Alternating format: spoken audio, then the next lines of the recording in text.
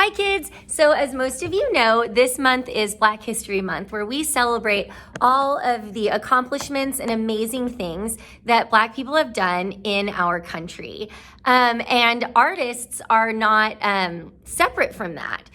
Black artists have contributed so many things to the world of art that are just so incredible.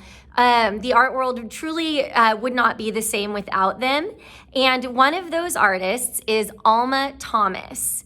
Posted just above the link to this video is a link to a YouTube video that will tell you about Alma Thomas's life, where she went to school, talk to you about her artistic style, and really just how truly kind and amazing she was. Alma Thomas was what is called an abstract painter. Abstract meaning when she painted something, it wasn't a picture of something. It was changed in a way to look like it just formed shapes and colors. In the video, you learned that she was really into the Apollo mission in outer space, and she symbolized that in triangles, like the top of a rocket. So I'm going to show you some examples that I've done of Alma Thomas works, and then we'll go through a lesson on how you can create your own.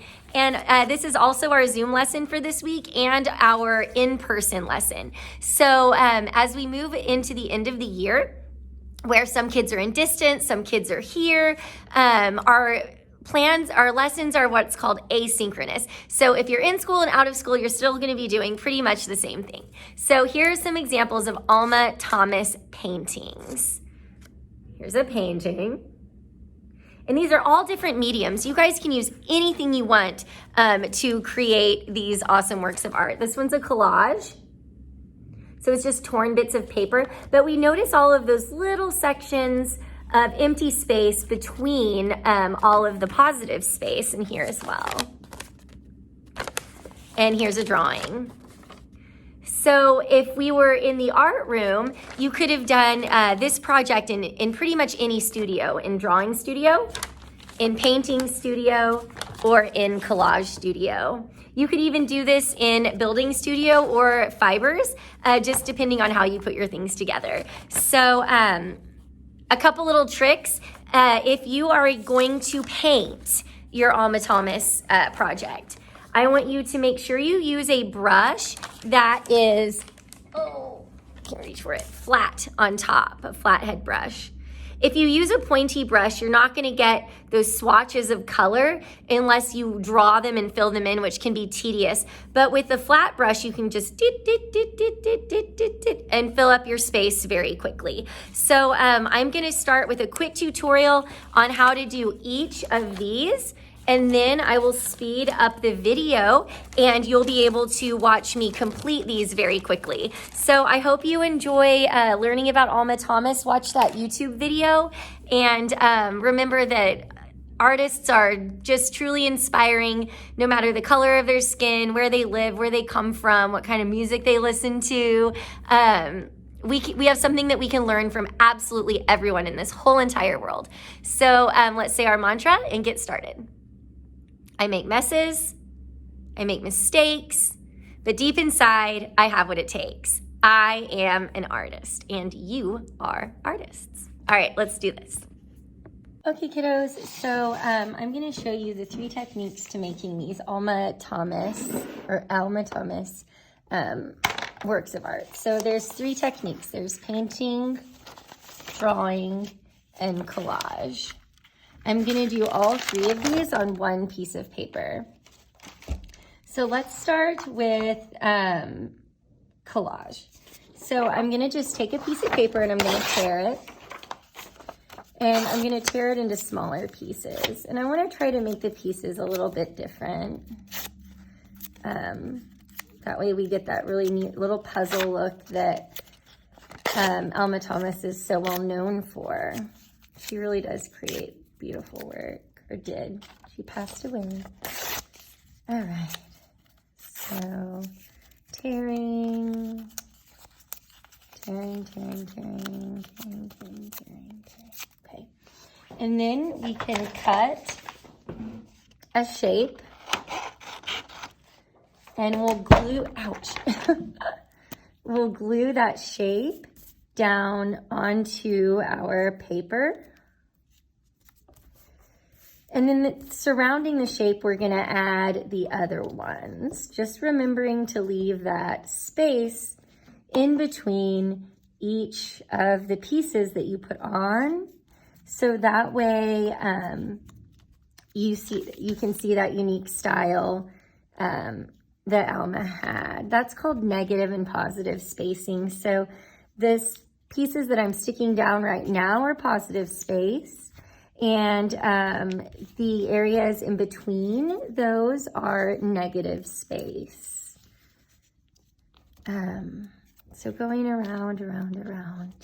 You can also make these a little more interesting looking by using maybe a different color of paper as well, and going around again. On this example, my graph paper that I got from Miss Martin was actually different on each side, so I would just flip them back and forth to give that variety. I was actually pretty happy with the way that one came out. It was pretty. Okay, going around.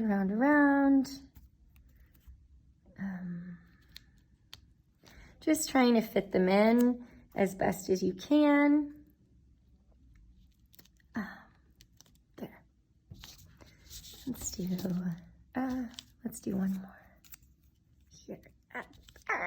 Get up there. There we go. Okay. So just doing that collage spacing around. You can fill your page that way. Next, we'll show you painting. So I'm using the tempera cakes that we have in art class. These are my favorite paints. You can do so many things with these. All right. So I'm going to choose alternating colors. And this is how we do this one here. I'm going to start with making sure I'm using a flat brush, like I mentioned earlier. And I'm going to wet the first color that I want to use.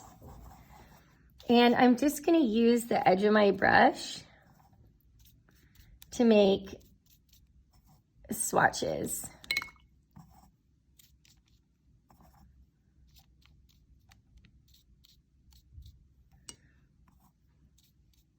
Okay, and then I'm going to choose another color, and while this paint is still wet, I'm going to go in and do those swatches again.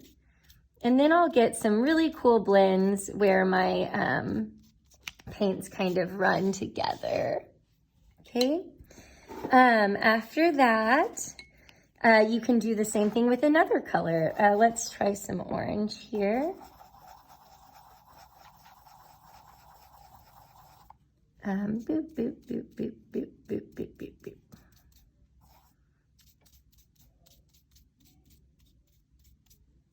Okay, I'm going to carry this down over here because I can paint over that glue, but I can't draw over it. So I'm going to do something like this. Okay. And then you can add the other color in the center. I'm going to go with red. Red is my favorite color.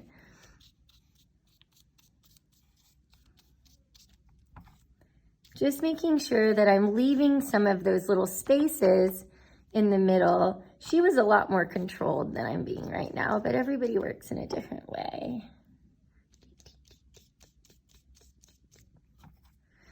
And this will work with any kind of paint if you've got watercolors at home, or if Miss Ryan maybe brought tempera paint to your class instead of the cakes. You can do this process with anything. Okay, next we'll do the drawing technique, which is this one here. I think this one's my favorite. You can do this with anything as well. You can use crayons, markers, oil pastels, pencils, you name it, you can use it. Okay, I'm gonna do blue, and what would match with this pretty well? Let's go with purple. So I'm gonna line out a shape. I've got a triangle down here, so I'm gonna keep with that theme, and I'm gonna put a triangle up here. And then I'm gonna start filling in that triangle with those Alma Thomas type shapes that all fit together.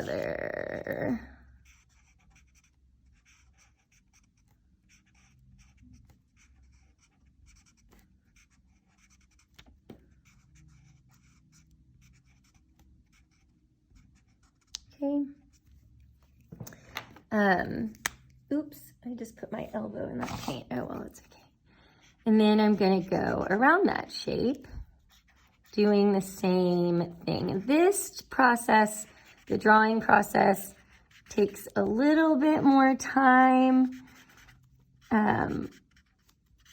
You wanna work pretty loosely with it. We don't want to be too careful with these. I mean, she was an abstract painter, worked in a really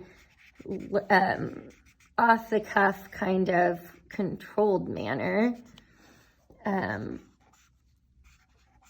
When you work through things quickly, sometimes your brain will surprise your hand with the thought that it's having. You're like, whoa, I didn't mean to do that, but I like it. I'm gonna erase that guide mark there too.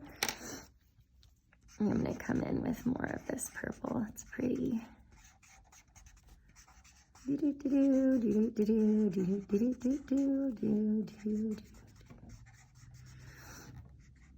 Okay. So those are the 3 techniques to creating Alma Thomas inspired works of abstract art. I can't wait to see what you guys come up with, and when you finish, you should post them on Padlet. See you soon.